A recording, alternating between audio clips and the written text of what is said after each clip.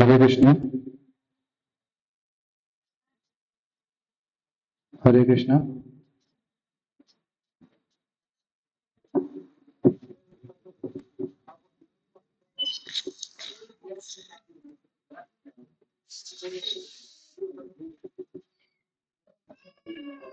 हरे कृष्ण। આજની કથાનો શુભારંભ થઈ રહ્યો છે। ટૂંક જ સમયમાં કથાની શરૂઆત થઈ રહી છે।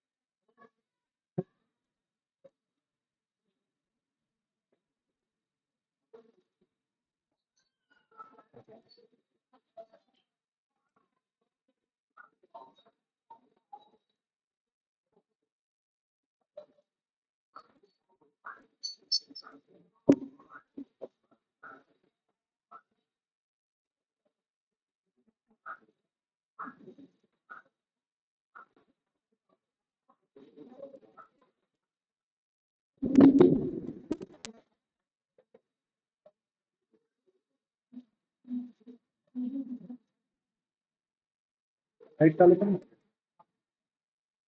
पहली बार दे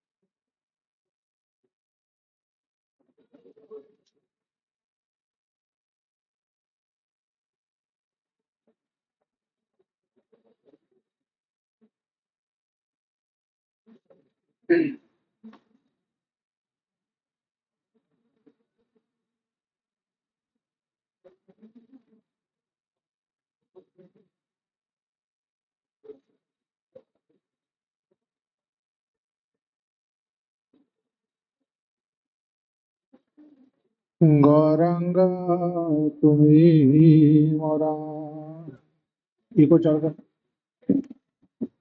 दयाना चढ़ी हाँ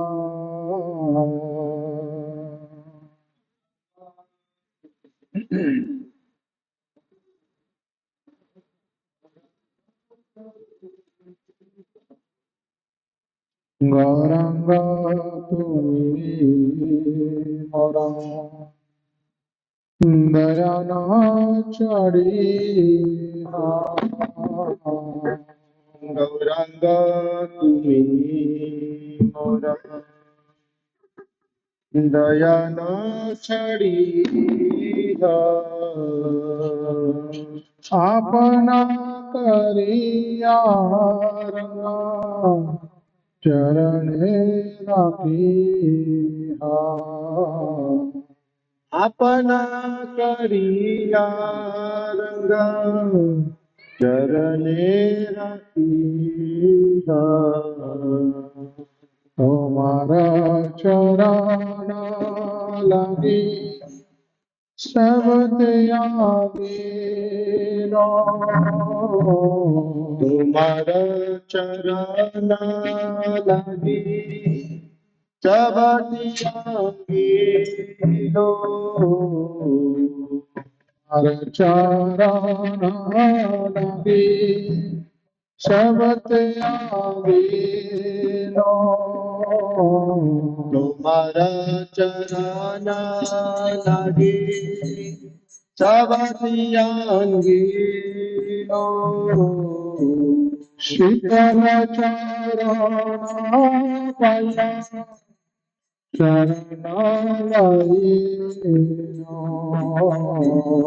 शीतल चरण पाया चरण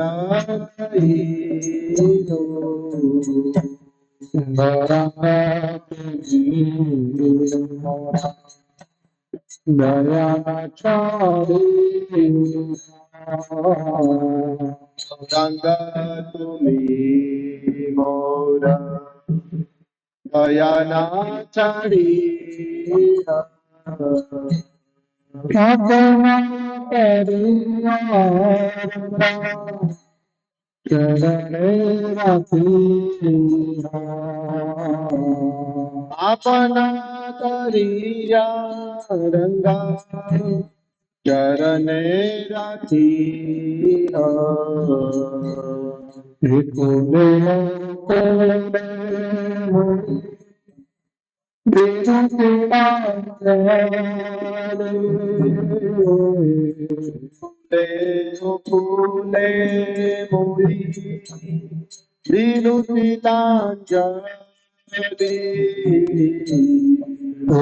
फूले मोरी विनुतितांजलि फूले ओ फूले मोरी विनुतितांजलि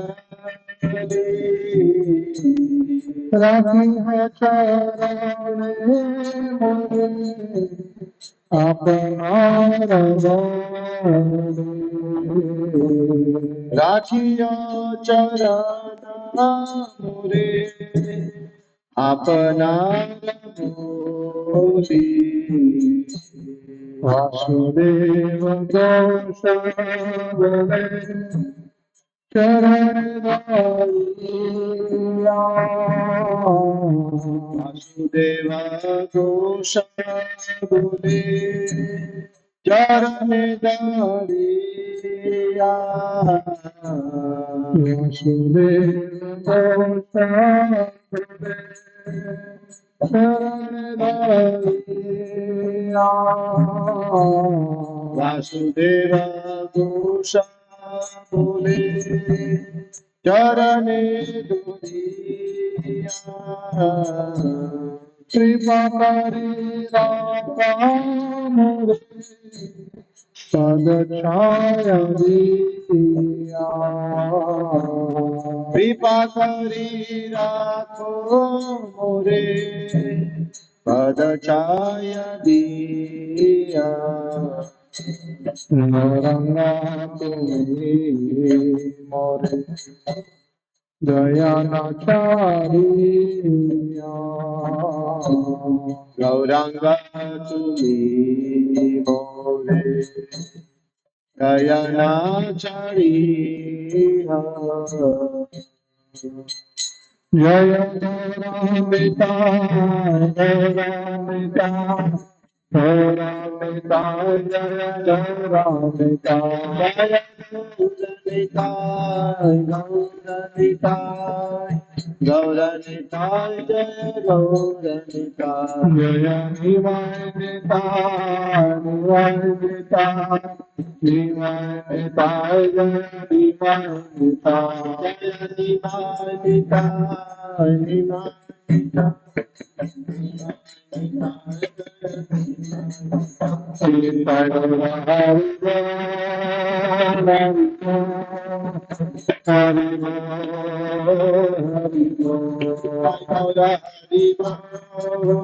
हरि बोल हरि बोल हरि बोल जय गौर गुरुदेव जय गोपाल प्रभुपाद गुरुदेव जय जय गुरुदेव श्री श्री गौर राधा कृष्ण भगवान की जय जगत गुरु श्री प्रभुपाद की जय अनंत कोटि वैष्णव वृंद की जय जय श्री कृष्ण चैतन्य नित्यानंद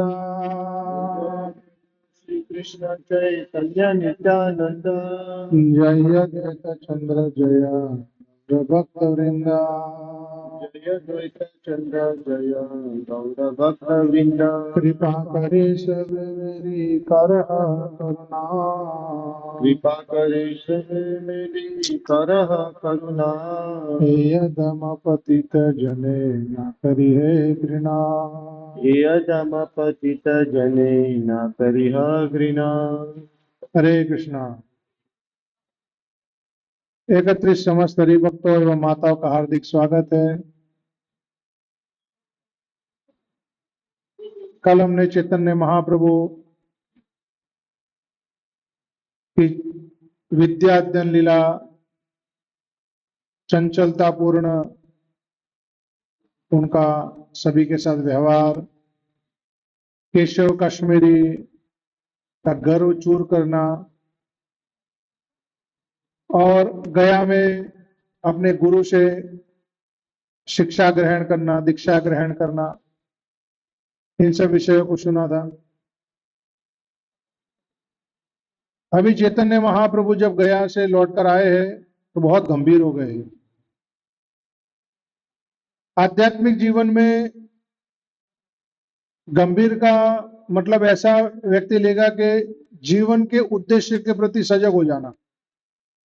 जो जीवन का उद्देश्य है कृष्ण प्रेम प्राप्त करना, उसके प्रति सजग हो जाना और उसी के लिए अथाह प्रयत्न करते रहना, तो आध्यात्मिक जीवन में वो गंभीर माना जाता है। तो महाप्रभु संसार के जीवों को भी कृष्ण नाम की शिक्षा दे रहे,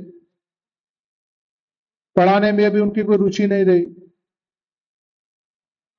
श्रीवास ठाकुर के घर पे भी कीर्तन में आनंद ले रहे। तो जो ये कीर्तन का विलास महाप्रभु ने किया, इस कीर्तन को, ये विलास को महाप्रभु ने सामान्य जो लोग थे उनके लिए हरिनाम संकीर्तन किया। जो माया में पड़े हुए जीव है, जो कृष्ण को भूले हुए विषय में पड़े हैं, अनेक पापों में रहते, उनके उद्धार के लिए उन्होंने हरिनाम संकीर्तन की स्थापना की। और भगवान ने उस नाम संकीर्तन के अंदर अपनी निज शक्ति, अपनी कृपा भी डाली और उसको करने के लिए सारे जो नियम थे उन नियमों का भी निषेध कर दिया। तो भगवान का नाम किसी भी अवस्था में कोई भी व्यक्ति करे, महाप्रभु ने सबके ऊपर दया कर दी।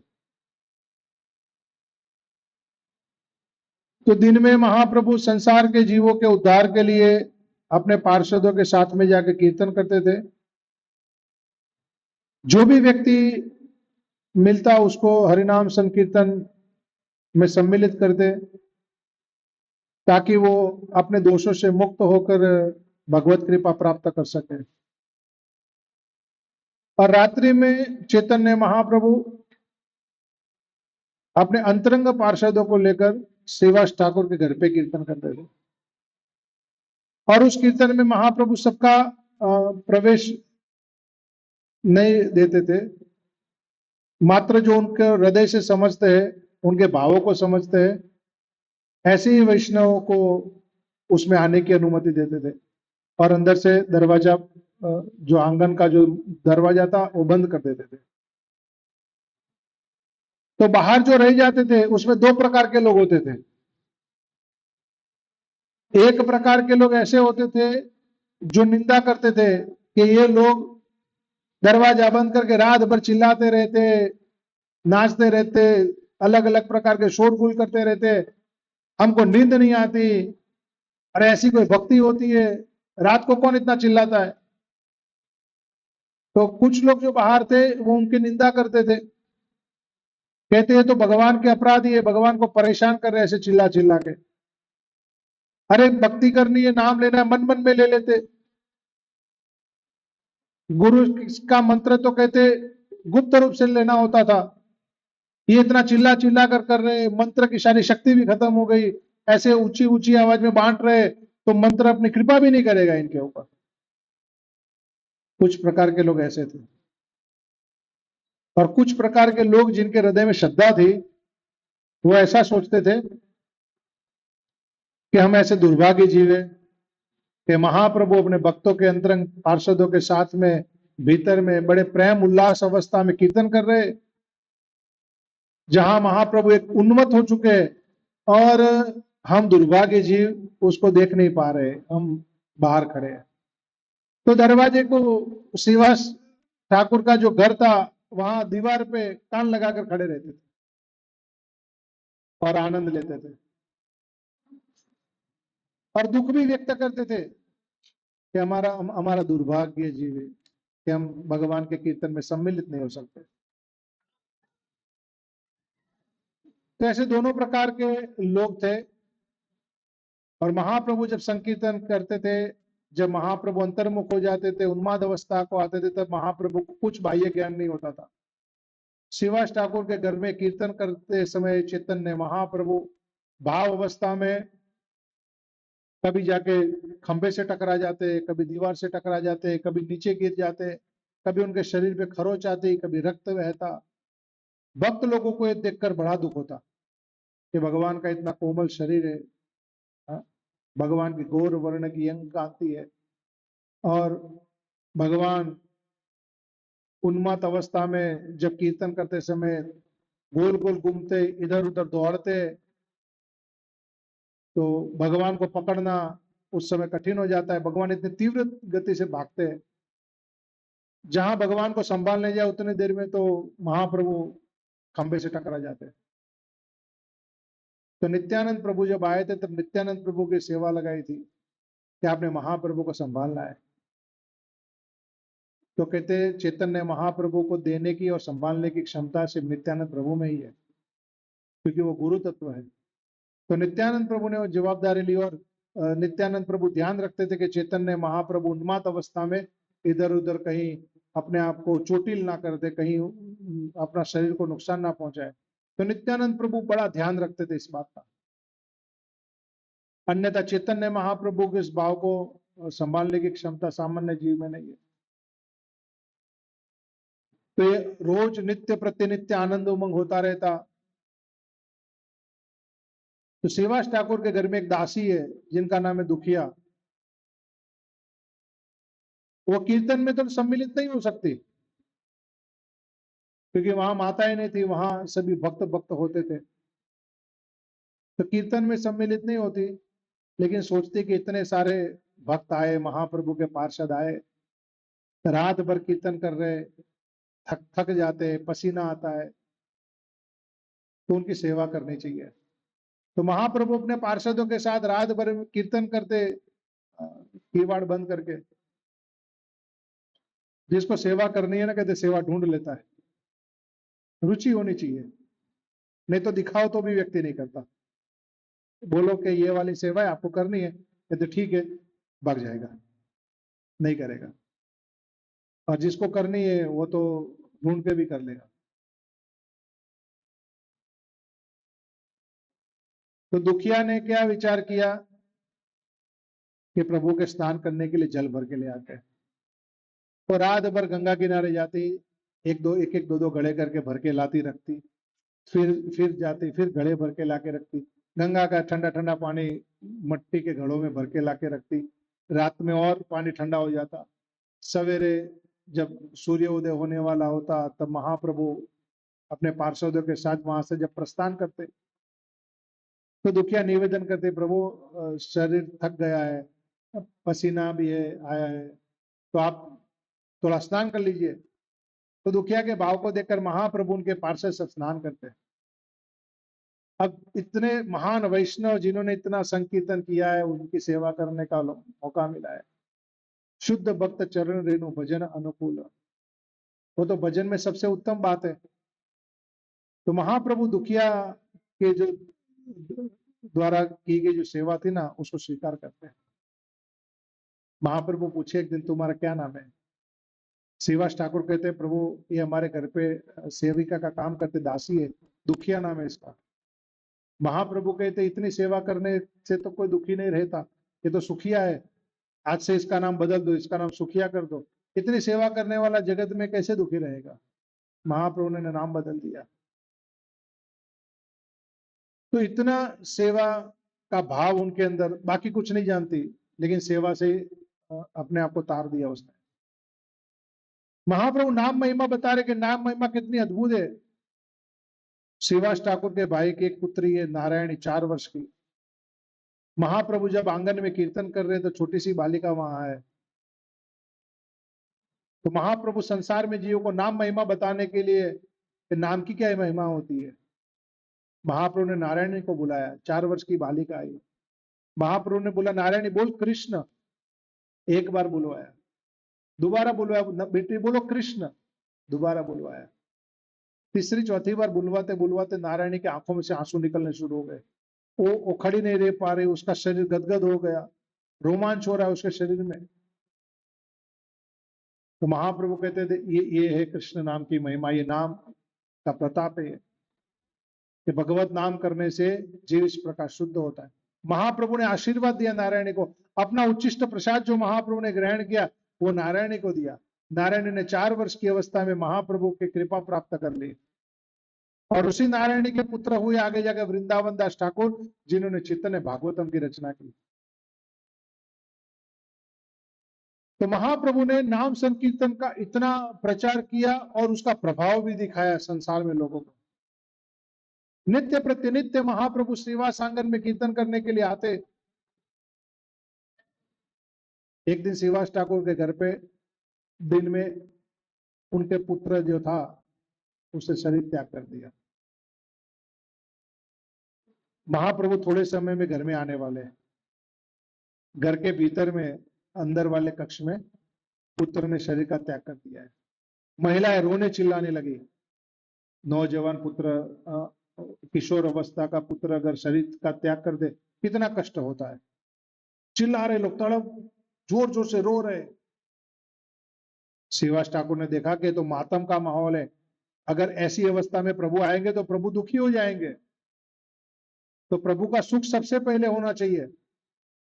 श्रीवास ठाकुर की महानता, चैतन्य महाप्रभु के चरणों में अनन्य निष्ठा, ये स्तर सामान्य अवस्था में नहीं आता कि घर में पुत्र मर गया है और श्रीवास ठाकुर फिर भी भगवान के सुख के बारे में सोच रहे। ये सामान्य अवस्था नहीं है। ये श्रीवास ठाकुर ने घर की महिलाओं को बोला, देखो आप लोग रो मत, भगवान आएंगे, ये दुख का माहौल देखेंगे तो भगवान को भी कष्ट होगा, उनका नाम संकीर्तन में प्रभु को सुख नहीं मिलेगा फिर। लेकिन वो अपने भावों को रोक नहीं पा रही माताएं। श्रीवास ठाकुर कहते, आप लोग मुंह पे कपड़ा बांध दो, रोना है तो, लेकिन आवाज नहीं आनी चाहिए। मैं किवाड़ बंद करके बाहर जाता हूं, अगर भीतर से आवाज आई और महाप्रभु को संकीर्तन में कष्ट हुआ, मैं भी मर जाऊंगा। अब महिलाएं घर में भीतर में रो रही है, पुत्र मरा हुआ है। शिवास ठाकुर कीवाड़ बन करके बाहर आ गए। इतना कष्ट लेकिन हृदय में व्याप्त नहीं हो रहा है। यही भजन का अनुभव है कि अनेक प्रकार की परिस्थितियां उत्पन्न होती है, अति सुखपूर्वक परिस्थिति होती है, अति दुखपूर्वक परिस्थिति होती है, लेकिन भजन में जब स्थिरता आ जाए तब व्यक्ति को वो व्याप्त नहीं होती। व्यक्ति न्यूट्रल रहकर स्थिर चित्त से भजन कर सकता है। यही तो अनुभव, यही तो स्तर भक्ति मार्ग में हमने लाना है मेहनत कर करके।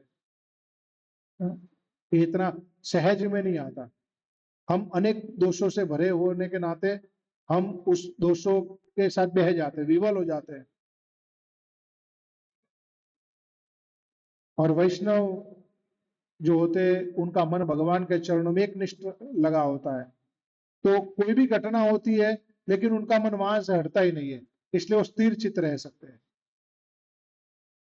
महाप्रभु आए, महाप्रभु के साथ एक एक करके उनके पार्षद आए, नित्य प्रति की तरह धीरे धीरे करके कीर्तन शुरू हो गया। संजय, मुकुंद आदि सबने, भाषु घोष आदि सबने कीर्तन गाना शुरू कर दिया। नाम संकीर्तन होने लगा, नित्य भी होने लगा। महाप्रभु जब कीर्तन करते कोई खड़ा नहीं रह पाता, सब लोग नित्य भी करते साथ में। कहते हैं ना, व्यक्ति जब प्रसन्न होता है तो नाचता है, कूदता है ना, झूमता है। तो ये आंतरिक प्रसन्नता होती है तो अपने आप व्यक्ति नित्य भी करता है। वक्रेश्वर पंडित महाप्रभु के पार्षद 72 घंटे तक लगातार उन्होंने नृत्य करते रहे थे, 3 दिन 3 रात्रि, एक क्षण के लिए भी रुके नहीं। महाप्रभु कहते, वक्रेश्वर तू मेरा एक पंख है, ऐसा अगर मुझे को दूसरा पंख मिल जाए ना, मैं तो उड़ जाऊं आकाश में। महाप्रभु वक्रेश्वर पंडित कितनी महिमा गाते थे। कीर्तन में नित्य का महाप्रभु ने बड़ा सम्मान किया है, बड़ा महत्व बताया है। तो महाप्रभु खुद भी उन्माद अवस्था में कीर्तन नित्य करते थे। ऐसा सोच विचार करके नहीं कि 4 पैर आगे रखने, 4 पैर कदम पीछे रखने, 2 दाएं रखने, 2 बाएं रखने, मिला जुला कर हाथ उठाना है, ऐसा नहीं करते थे। इसमें तो बुद्धि का प्रयोग करना पड़ता है ना, सोच विचार करना पड़ता है। महाप्रभु जब कीर्तन में भावावस्था में आते थे तब बाह्य अवस्था तो होती नहीं थी उनकी, तो उस अवस्था में तो महाप्रभु किसी भी दिशा में कैसे भी उद्दंड नृत्य, उन्माद अवस्था में नृत्य करते थे। अगर आसपास में कोई है तो उनके लपेटे में आ जाएगा। हाँ, ऐसा उन्मत्त अवस्था में कीर्तन करते थे। हालांकि हमने ऐसा नहीं करना चाहिए, हमने आसपास जो भक्त होते हैं उनका ध्यान करके करना चाहिए। हाँ, क्योंकि हमारी वो अवस्था नहीं है। हम ऐसा करेंगे तो पागलपन माना जाएगा। प्रभु करते थे वो तो प्रभु का तो भाव माना जाता था, क्योंकि उनको तो बाह्य ज्ञान नहीं होता था, उनको तो चोट लग जाती थी, तो चोट लगने के बावजूद भी उनको ज्ञान नहीं होता था, उनकी अवस्था अलग थी।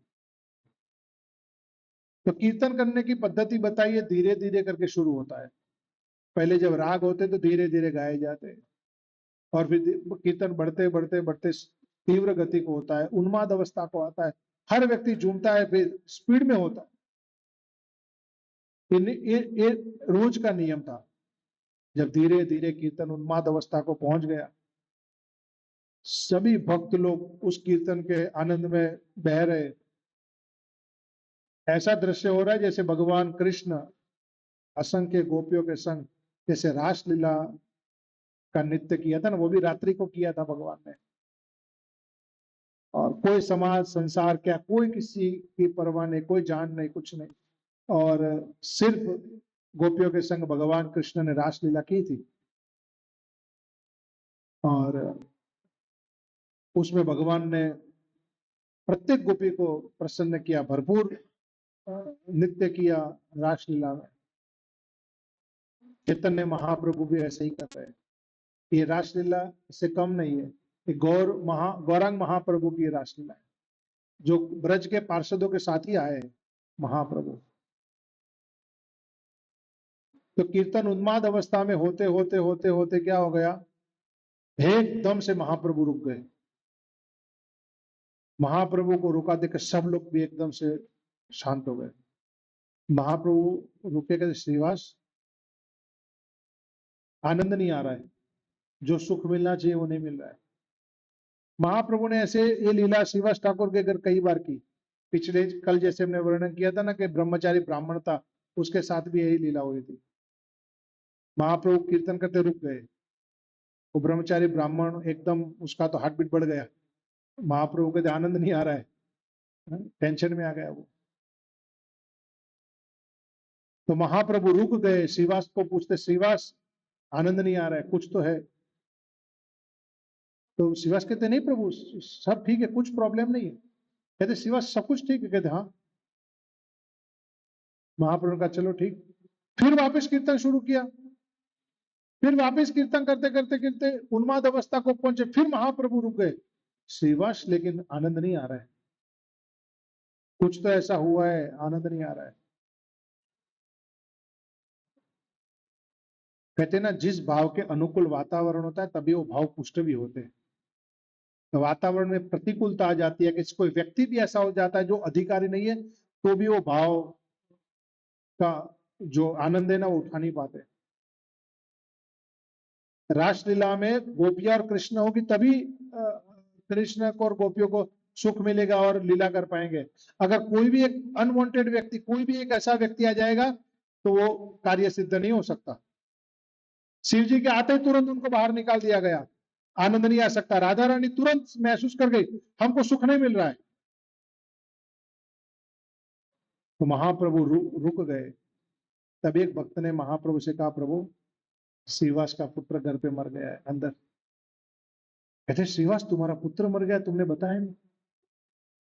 कहते प्रभु उसमें क्या बताता मैं, सब प्रभु की लीला, आपकी सेवा से बढ़कर तो कुछ नहीं है। महाप्रभु कहते चलो मुझे दिखाओ। घर के भीतर में ले गए, पुत्र लेटा हुआ है, महिलाएं कपड़ा बांध बांध कर रो रही है।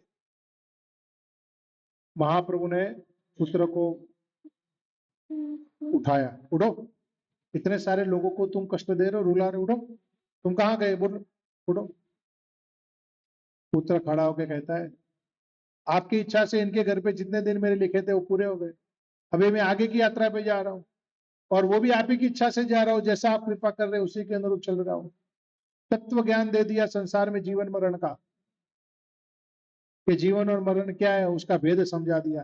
प्रभु की इच्छा मात्र से ये सारी लीला चलती है, तो क्या जीवन में सुख मनाए और क्या मरण में दुख मनाए, इसका ज्ञान समझाया। श्रीवास ठाकुर हालांकि सब कुछ जानते हैं, उनको कोई दुख नहीं था, लेकिन भगवान ने लीला करके दिखाया। श्रीवास ठाकुर का भगवान के प्रति अनन्य भाव था।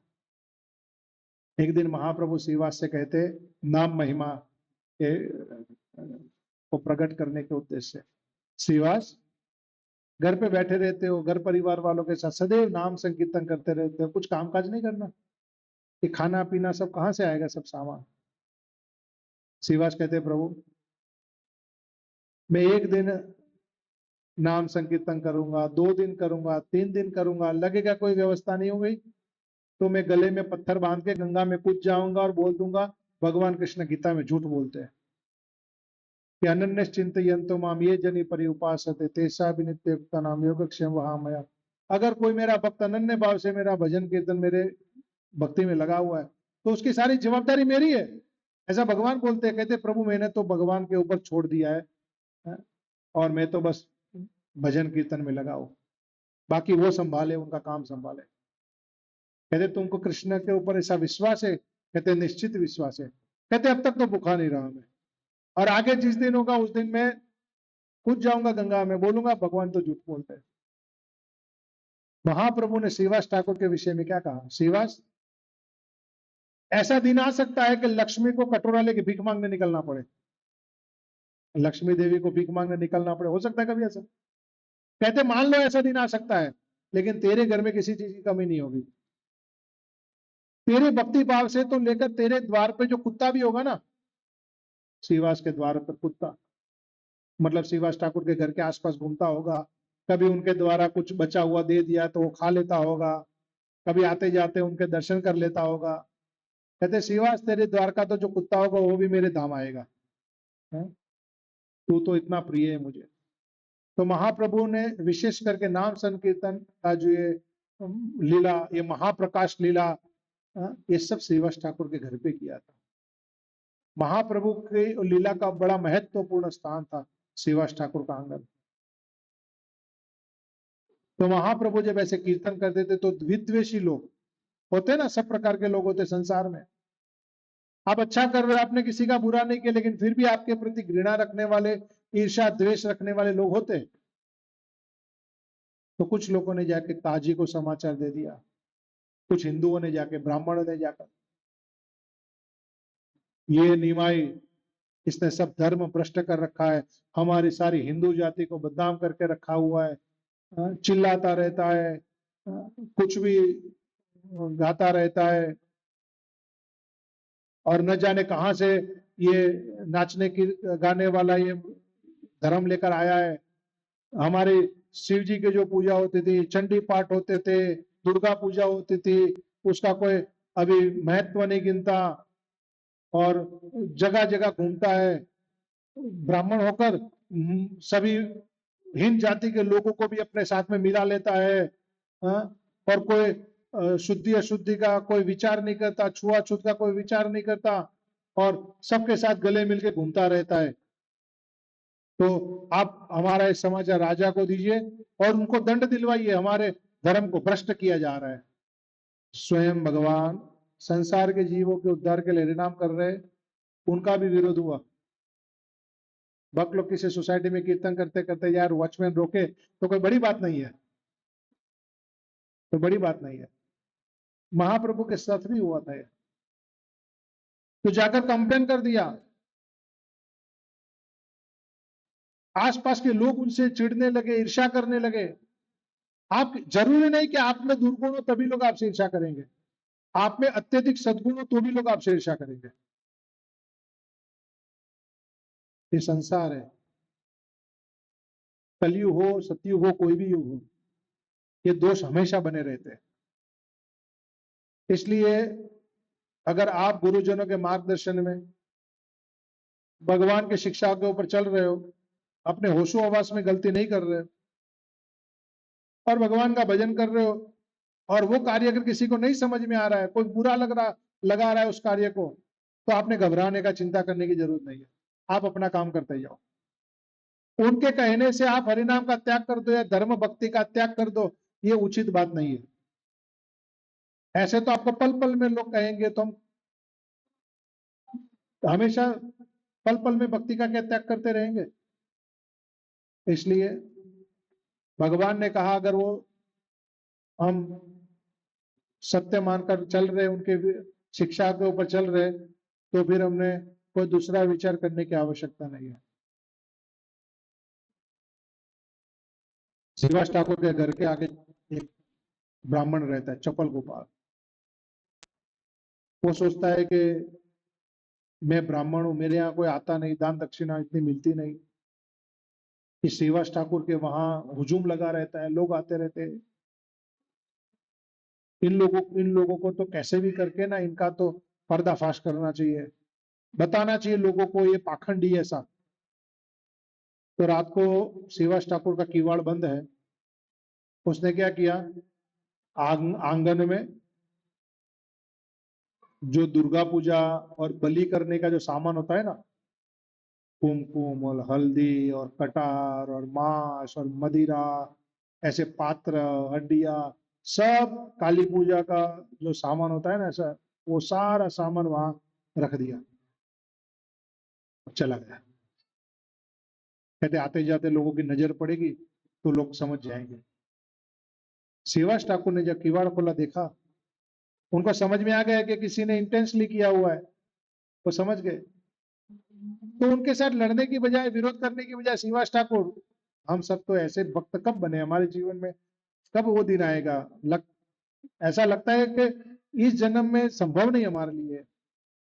इतना महान गुण इनके अंदर श्रीवास ठाकुर में। श्रीवास ठाकुर सामने से लोगों को बुला कर कहते, देखो देखो भाई, इधर आओ इधर आओ इधर आओ। आप लोग तो समझते थे मैं तो वैष्णव हूँ, बड़ा व्यक्ति हूँ, महान हूँ, ये देखो मैं क्या करता हूँ रात को, ये भी करता हूं मैं, मेरा तो ये भी लक्षण है। समझने वाले समझ गए कहते इनके साथ किसी ने मजाक किया है, हाँ, इन्होंने किसी ने इनको परेशान करने का प्रयास किया है। समझने वाले समझ गए। श्रीवास ठाकुर ने बुरा नहीं लगा इस बात का। तो जो सज्जन लोग थे उन्होंने सारा सामान वहां से उठा के बाहर फेंकवा दिया और अच्छी तरह गोबर से सब लिपाई करवा के स्थान को परिशुद्ध कर दिया। भक्त कुछ नहीं बोले तो क्या होता है कि द्वेषी व्यक्ति को अपराध लग जाता है। कभी कोई आपको ऊपर डांटे, फटकारे, निंदा करे, कुछ मारे पीटे, कुछ करे ना, भक्त अगर सहन कर लेता है ना, लेकिन भगवान सहन नहीं करते, भगवान उसको दंड देते। हालांकि भक्त चाहता नहीं कि भगवान उसको दंड दे, फिर भी भगवान दंड देते। श्रीवास ठाकुर तो बेचारे कुछ नहीं बोले। चप्पल गोपाल को धीरे धीरे रह के कुष्ठ रोग लगना शुरू हो गया।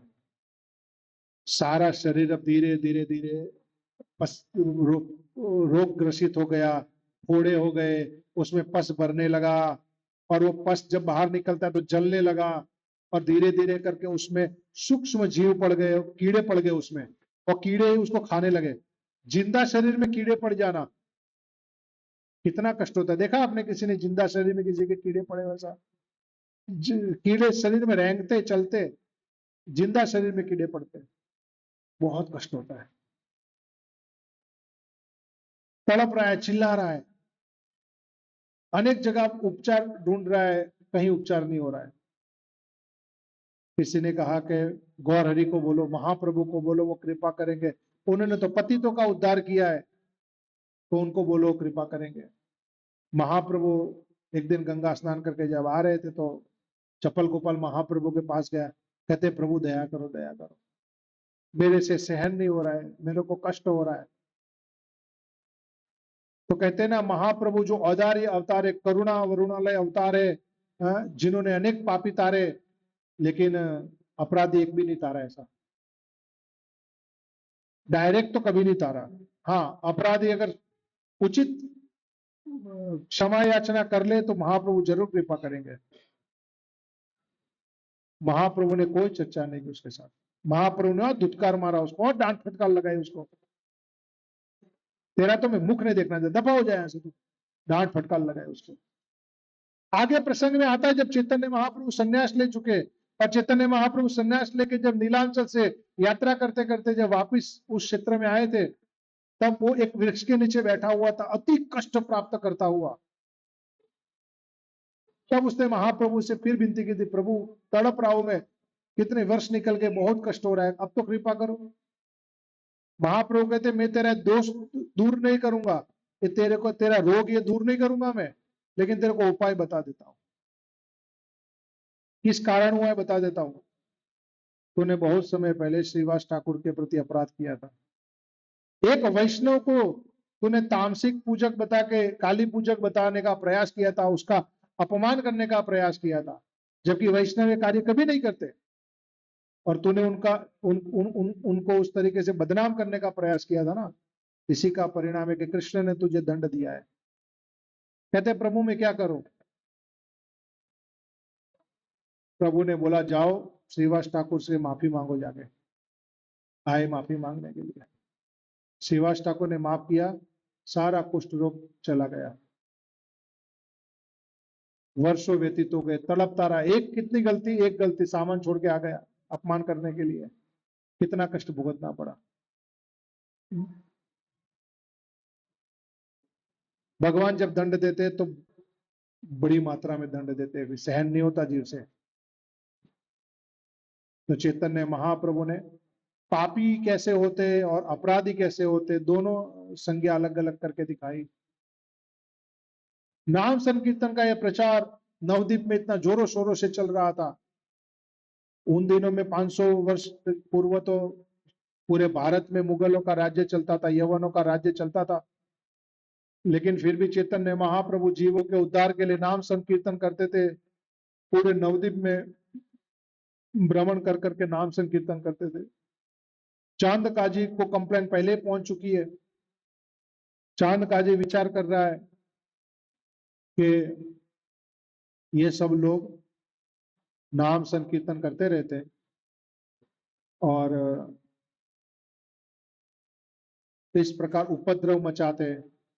किसी दिन जो मुगल शासक हुसैन शाह उसको पता चल गया तो फिर वो क्या करेगा। तो मैं अपने स्तर पर पहले इनको ठीक करता हूं।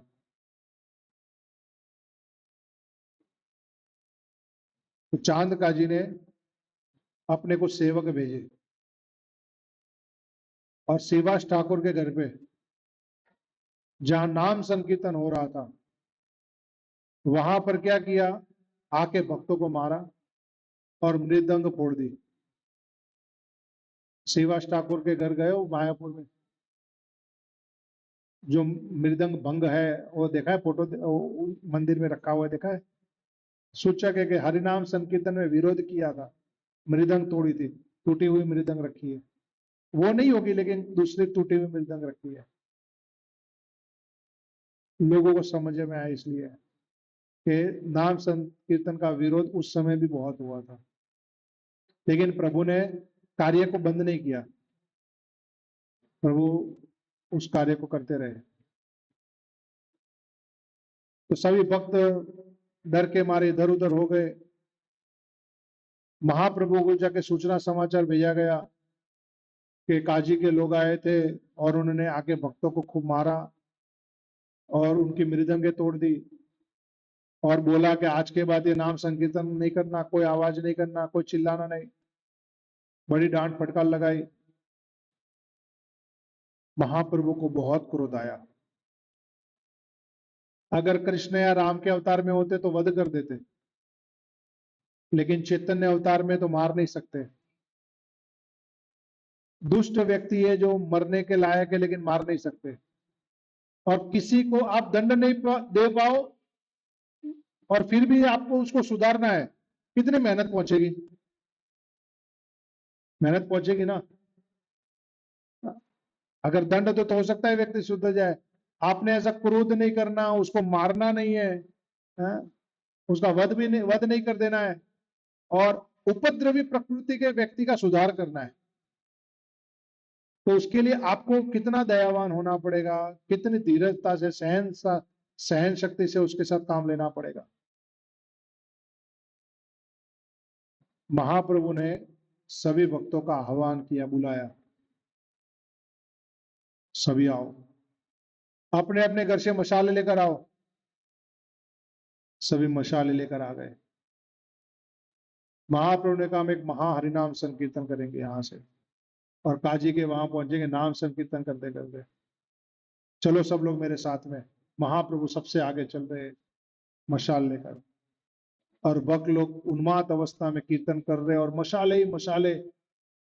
वृंदावन दास ठाकुर तो लिखते के सैकड़ों सहस्त्रों की तादाद में मशाले ही मशाले। कहते राई का दाना फेंको नीचे तो जमीन पे नहीं गिरेगा, इतने लोग इकट्ठे हो गए थे कीर्तन में मशाले लेकर। और लोगों में इतना आक्रोश था, महाप्रभु सिंह की तरह आगे चल रहे थे और लोगों में इतना आक्रोश था कि लोग कहते थे काजी को पकड़ो, मार डालो उसको, उसको वध कर दो। चिल्ला चिल्ला कर पेड़ों के ऊपर चढ़ चढ़ के चिल्ला रहे थे। इतना आक्रोश आ गया उनको, क्रोध आया उनको। और महाप्रभु ने वो हरिनाम संकीर्तन आंदोलन किया। अलग जैसे जैसे मुख्य मार्ग से जाते तो दूसरे दूसरे मार्गों से टोलियां मिलती ही रहती, उसमें जैसे समुद्र में नदियां मिलती रहती है वैसे। और महाप्रभु का ये जो संकीर्तन का जो है आंदोलन वो बढ़ता रहता, स्प्रेड हो रहा है। नवद्वीप में इतने लोग पहली बार देख रहे, कहां से आ रहे कहते। कहते प्रभु की इच्छा थी तो धाम से भी पार्षद आ गए महाप्रभु के साथ लीला में। भगवान की इच्छा में तो कुछ भी संभव है ना। एक भक्त माल में कथा आती है ना, भगवान का एक भक्त है जिसे श्राद्ध रखा हुआ है मरण का कुछ, तो उसने बुलाया है कि आप आओ हमारे वहां जो प्रोग्राम रखा है श्राद्ध का। कहते किसका श्राद्ध कर रहे। कहते वो कोई शव बह के जा रहा था गंगा में, नदी में से बहते हुए जा रहा था, तो किसी ने कहा रे तुम्हारा कोई स्वजन मर गया देखो, तो उस भावुक होकर उठा के बाहर ले आए। अरे स्वजन मर गया करके, वो वैष्णव थे शरीर छोड़ने वाले। अब कौन जाति के थे क्या थे वो मालूम नहीं, लेकिन ले आए स्वजन समझकर। अब उन्हीं के मरण का वो प्रोग्राम था, तो ब्राह्मणों ने बोला ये कौन जाति का है क्या है, हम तो जानते नहीं, किसी के भी मरण पे खाने को बुलाया कहते, ऐसे कोई नहीं जाता खाने के लिए। तो ब्राह्मणों को पहले से थोड़ी भक्तों से ईर्ष्या थी, तो उन्होंने बोला उसके वहां नहीं जाना है हम सब लोगों ने। अब उसने श्राद्ध, अब उसने वो मरण का भोजन करवा लिया है, सबको सूचना भिजवा दी थी आ जाना। अब उन्होंने नक्की किया कोई नहीं जाएगा, और यहाँ सारा रसोई बन भी गए, बन रहा है सब भरपूर मात्रा में।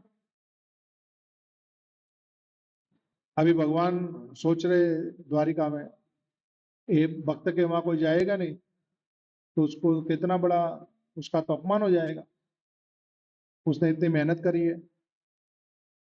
तो भगवान ने अपने द्वारिका के जो पार्षद थे ना उन सबको बोला आज भोजन करने भंडारा करने के लिए जाना है। भक्त कहते कहाँ, कहते चलो मेरे साथ, एक भक्त के वहां जाना है।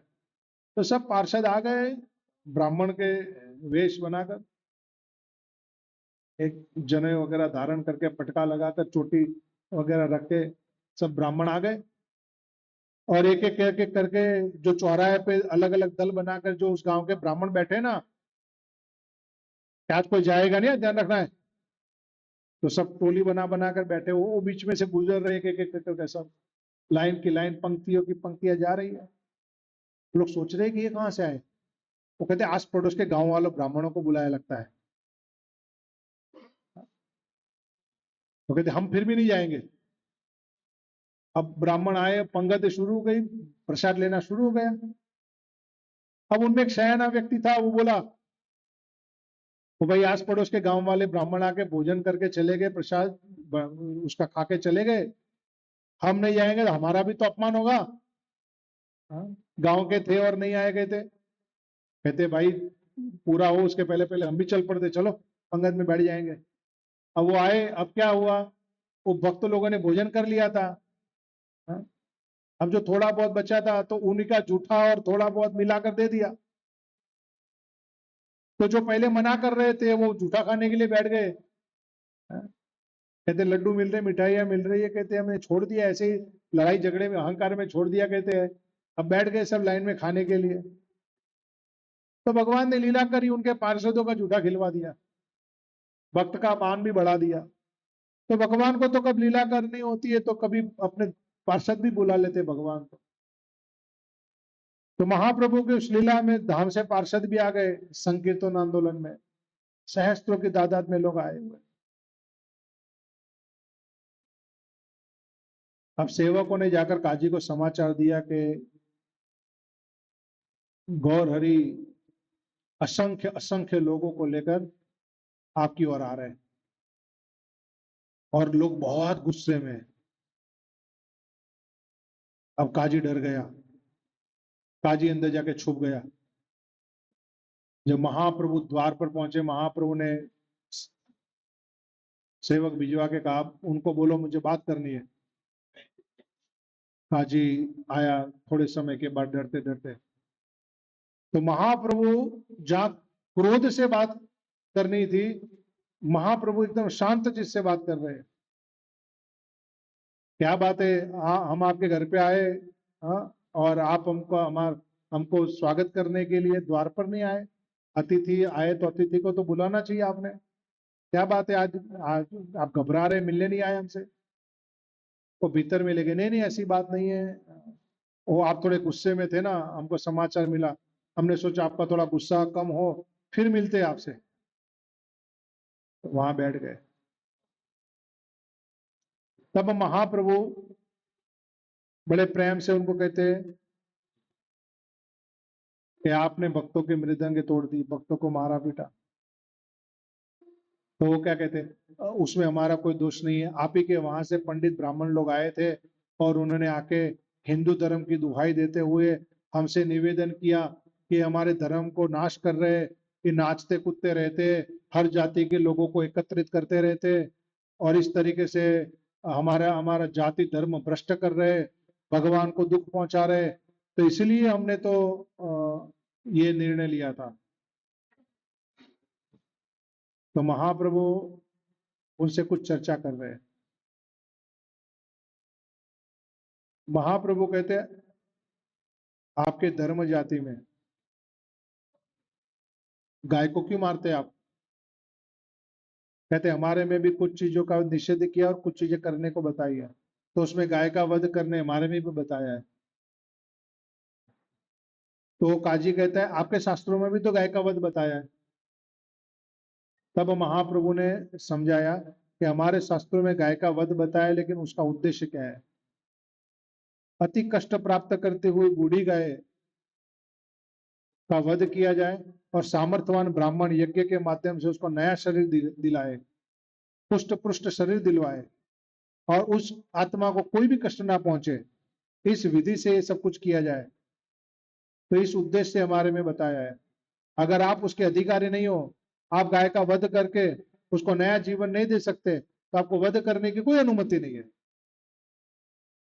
तो आप इस तरीके से हिंदुओं से द्वेष करके गायों को मारते हैं, ये आपके ग्रंथ में लिखा है। वो ना समझ, आपके जो ग्रंथ के रचयिता है वो ना समझ है। उन्होंने आधुनिक भाषा में ग्रंथ का निर्माण किया है, वो ग्रंथ के मर्मों को नहीं समझते। जो वैदिक शास्त्र है उसके मर्म बड़े गुह्य है, वो सामान्य लोगों के समझ में नहीं आएंगे। तो महाप्रभु ने शिक्षा दिया कि आप जो कार्य करें, गलत कर रहे इसको नहीं करना चाहिए। काजी को शिक्षा दी। काजी घबरा रहा है महाप्रभु से, कहते आप तो हमारे भांजे जैसे लगते हैं, हम तो आपके मामा है। नीलांबर चक्रवर्ती को, आपके जो नाना है उसको तुम काका बोलते थे, तो आपकी जो माता है वो तो हमारी बहन हुई है? तो उसके नाते हम तो आपके मामा हुए है? तो मामा का बोला तो बुरा नहीं लगाते भांजे को, भांजे ने बुरा नहीं, दोष नहीं मानना चाहिए। तो काजी महाप्रभु के साथ संबंध बनाने के लिए प्रेम पूर्ण ऐसी बातें कर रहा है। तब महाप्रभु काजी से चर्चा कर रहे, तो काजी महाप्रभु को कहता है प्रभु मैंने आपसे कुछ बात करनी है, अंदर एकांत में चलोगे? एकांत में क्या बात करनी बताओ? प्रभु यहाँ नहीं, थोड़ा आप भीतर में चलेंगे तो मैं आपको बताता हूँ। महाप्रभु को भीतर में ले गया, कहते हैं प्रभु बात ऐसी है, ये जो मैंने आदेश दिया मृदंग तुड़वाई सब, फिर रात को मैं जब सो गया तो सपने में एक भयंकर व्यक्ति आया, आधा शरीर सिंह का आधा शरीर मनुष्य का। इतनी गर्जना की उसने, आके मेरी छाती पे बैठ गया, अपने नाखून मेरी छाती में लगाए और बोला आज के बाद मेरे भक्तों को कभी परेशान किया, कीर्तन को रोका, उनको बंद करवाया, कुछ भी किया तो मैं ये तेरी छाती ने इसको फाड़ दूंगा मैं, अगर तूने थोड़ा सा भी कष्ट दिया भक्तों को तो इस बार मैं तेरे को माफ कर देता हूं, लेकिन आगे तेरे को माफ नहीं करूंगा मैं। तो उसने नाखून दिखाए नरसिंह भगवान के लगे हुए छाती पे। तो महाप्रभु ने कहा कि भगवान की आपके ऊपर कृपा है कि भगवान ने आपका वध करने की बजाय भगवान ने आपको शिक्षा दी, दर्शन दिए। तो क्या सोचते हैं आज के बाद आप? कहते हैं मैं तो यही सोचता हूं कि आपका कीर्तन खूब चले, मैं भी कीर्तन में सम्मिलित हो जाऊं, और ये मेरी जो आने वाली पीढ़ियां है ना, वो भी आपके कीर्तन का हमेशा सहयोग करती रहे। मैं तो ऐसा ही चाहता हूं। तो महाप्रभु ने उनकी बड़ी सराहना की।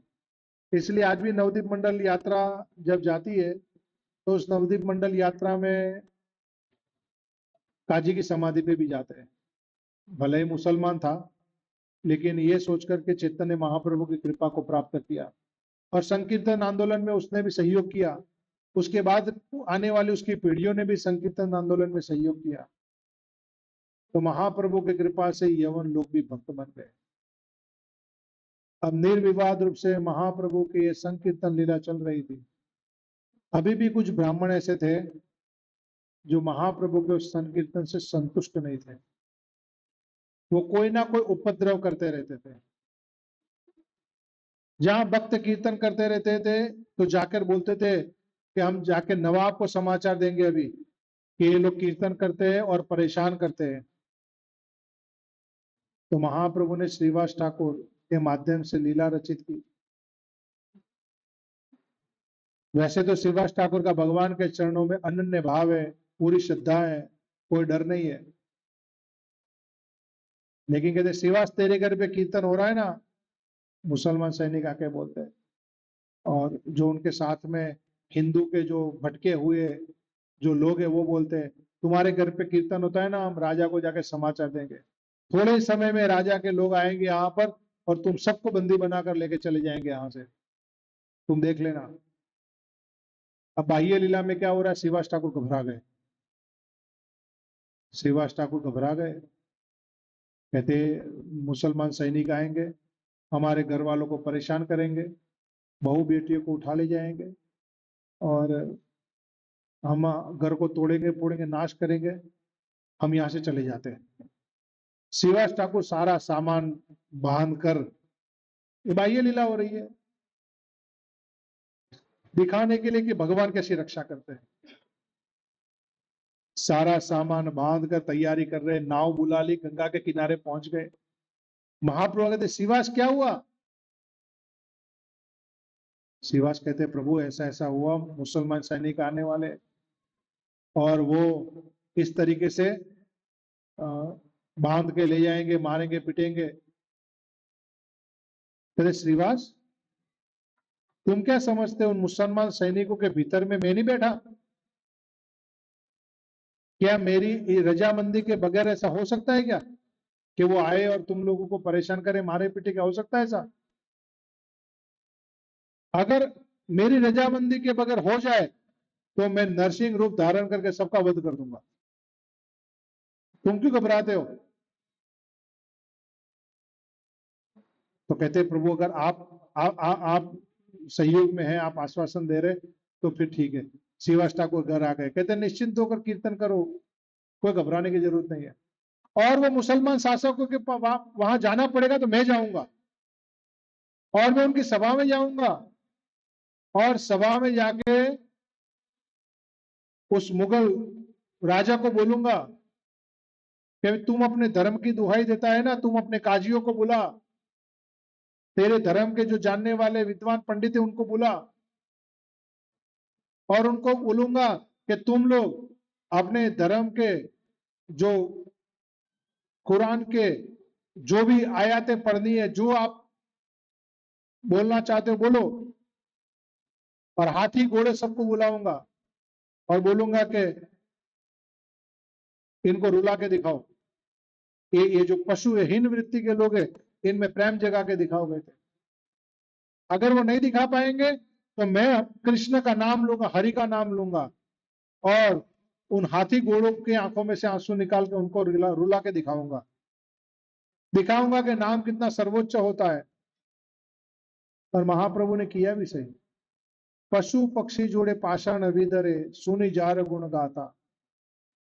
महाप्रभु झारखंड के जंगलों से जा रहे थे ना, पशु पक्षी तक को भी रुलाया था महाप्रभु ने। लेकिन वैष्णव लोचनदास ठाकुर क्या कहते हैं, मेरा हृदय तो उनसे भी ज्यादा पत्थर का बना हुआ है, पाषाण का बना हुआ है, इसलिए मेरे हृदय में तो कोई द्रवीभूतता उत्पन्न नहीं हो रही है। पशु पक्षी तर गए, लेकिन मेरे हृदय में कोई द्रवीभूतता उत्पन्न नहीं हो रही है। ये वैष्णव का भाव है, अपने आप को ऐसा हीन बताने का, वास्तव में हीन है नहीं। इसलिए श्रीवास तुम चिंता मत कर, मैं कृष्ण नाम से सबको रुलाऊंगा। ये मेरा जन्म ही रोने और रुलाने के लिए हुआ है। कृष्ण प्रेम में मैं सबको रुलाऊंगा, तुम घबरा मत, तुम कीर्तन कर। श्रीवास ठाकुर वापस घर पे आ गए और विधिवत जैसा नित्य कीर्तन हो रहा था वैसा कीर्तन करना शुरू कर दिया। भक्तों के भाव और उल्लास को बढ़ाने के लिए चैतन्य महाप्रभु उनके साथ नियमित साथ में रह के उन कीर्तन करते थे। एक दिन महाप्रभु कीर्तन बंद नहीं करते थे, ये महाप्रभु का नियम था। महाप्रभु नियम से नगर कर संकीर्तन करने के लिए निकलते। एक दिन महाप्रभु ने देखा भक्त लोग थोड़े थके हुए, भक्त लोग भूखे भी हुए थोड़े से, तो कीर्तन करते करते करते एक जगह पर बैठे, भक्त लोग बहुत मतलब थके हुए बैठे हैं, और कीर्तन में थक जाता है ना व्यक्ति, नित्य कीर्तन करता है तो महाप्रभु ने एक बीज लिया और बीज ऐसे अपने हाथों से जमीन में लगा दिया, वहीं बैठे बैठे। और महाप्रभु कृष्ण की चर्चा कर रहे। उतने में से बीज में से दो पत्ते फूटे, टहनियां निकली, धीरे धीरे करके बड़ा हुआ। हाँ, उसमें पल्लव आए और उसमें फूल आए, उसमें फल आए, आम निकल के आए। अभी आम की सीजन चल रही है, रसीले आम निकल के आए और आम का कलर लाल और पीला, ऐसा मिक्स कलर है आम का। और उसमें ना अंदर गुठली है ना ऊपर छिलका है, जैसा पल्प होता है बस वैसा पल्प।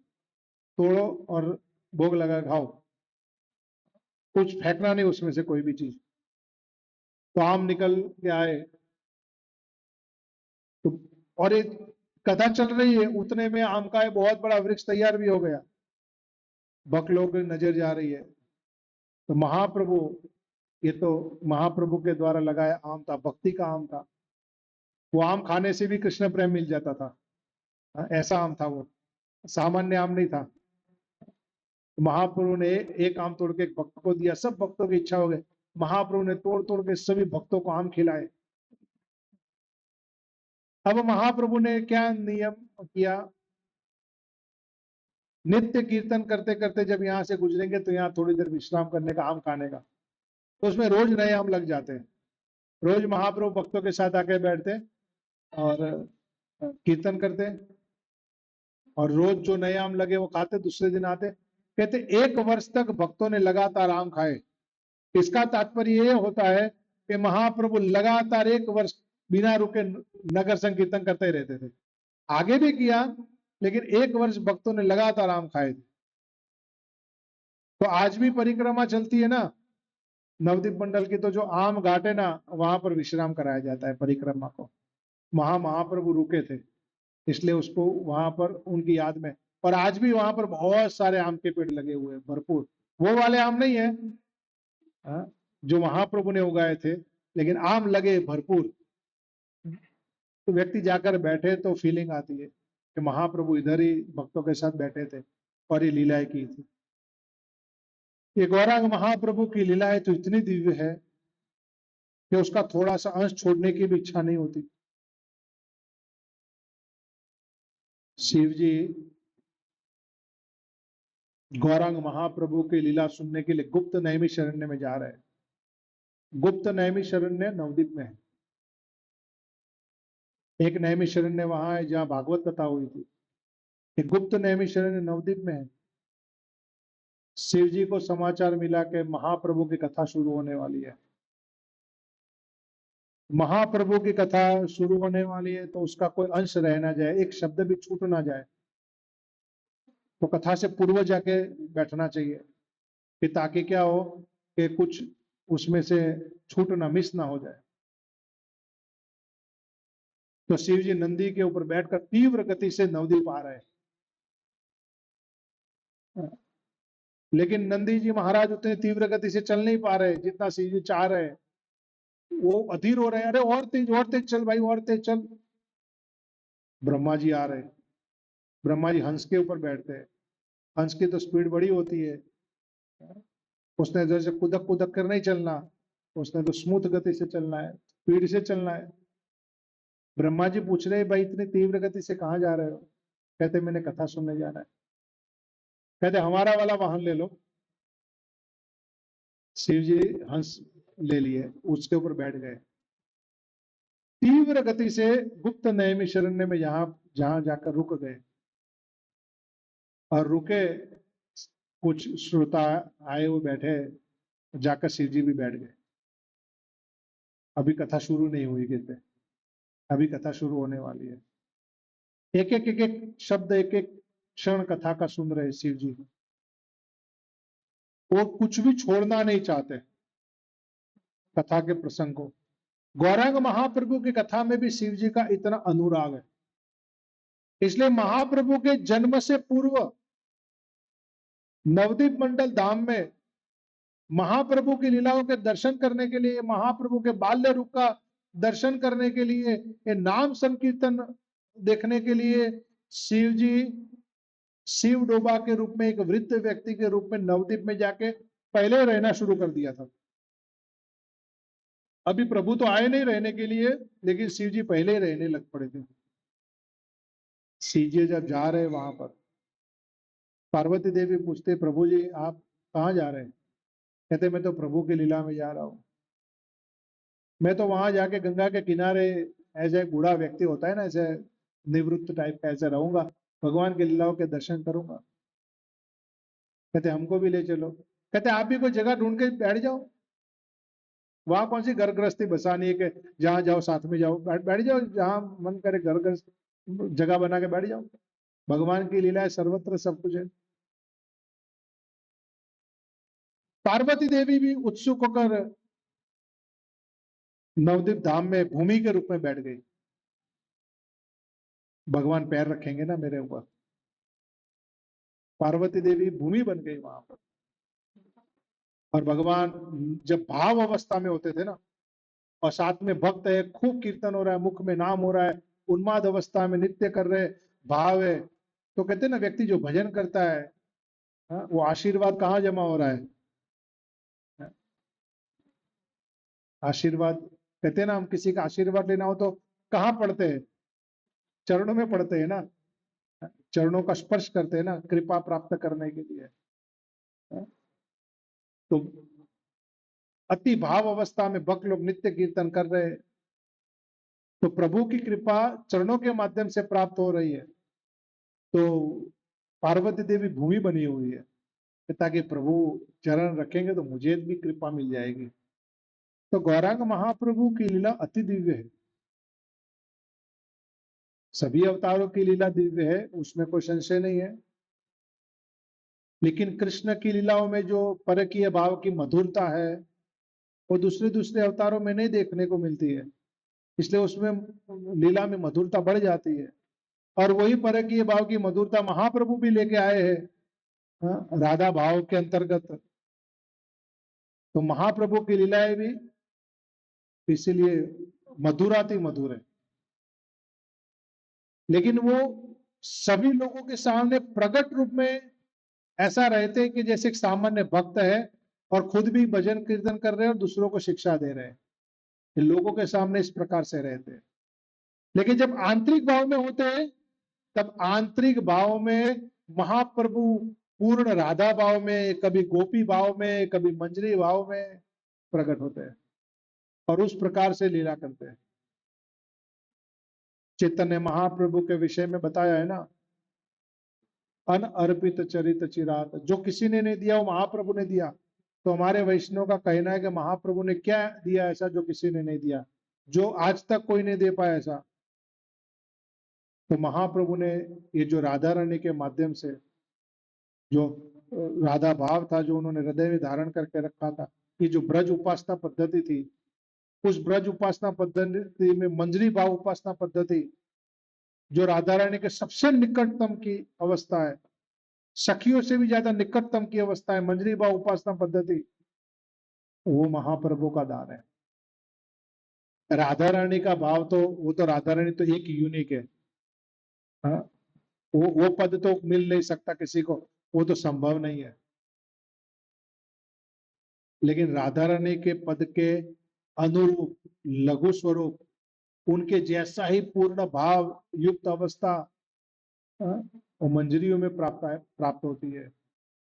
और वही भजन पद्धति चैतन्य महाप्रभु ने कृपा करके गोस्वामी के माध्यम से हम सब लोगों को दी थी।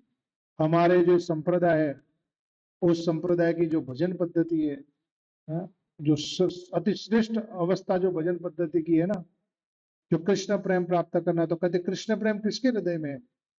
कृष्ण प्रेम किनके हृदय में होता है? जो कृष्ण से प्रेम करेंगे उन लोगों के हृदय में होगा ना कृष्ण प्रेम, कि कृष्ण के खुद के हृदय में होगा? किनके हृदय में होगा? जो कृष्ण को प्रेम कर रहे हैं उनके हृदय में होगा। कृष्ण को प्रेम करने वाले जो उनमें सर्वाधिक श्रेष्ठ कौन है? श्रीमती राधिका।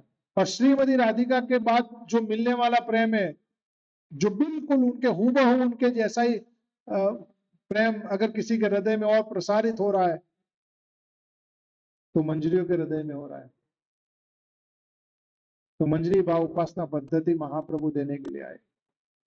यही महाप्रभु का अनअर्पित भाव है जो किसी ने अर्पण नहीं किया आज तक। इतनी उच्च अवस्था कोई नहीं बताया।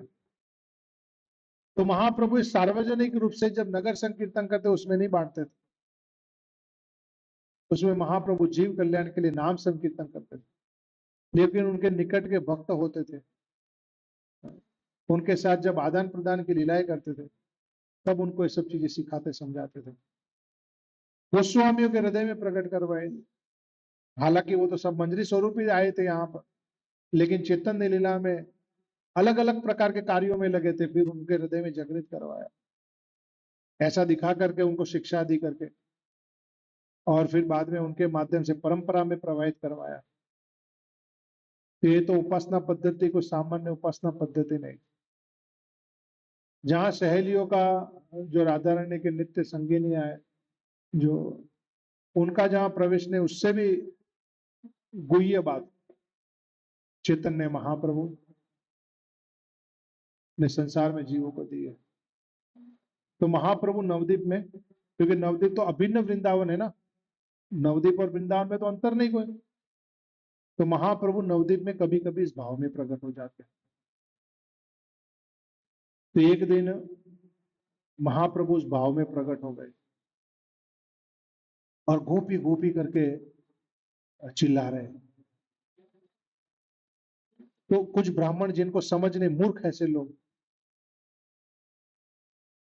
कहते, गोपी गोपी करके कोई चिल्लाता है, स्त्रियों का नाम लेता है, नाम लेना है शिव जी का नाम ले, नारायण का नाम ले, ये नाम ले, ये क्या करता है? तो ना समझने के कारण महाप्रभु के ऊपर दोषारोपण किया।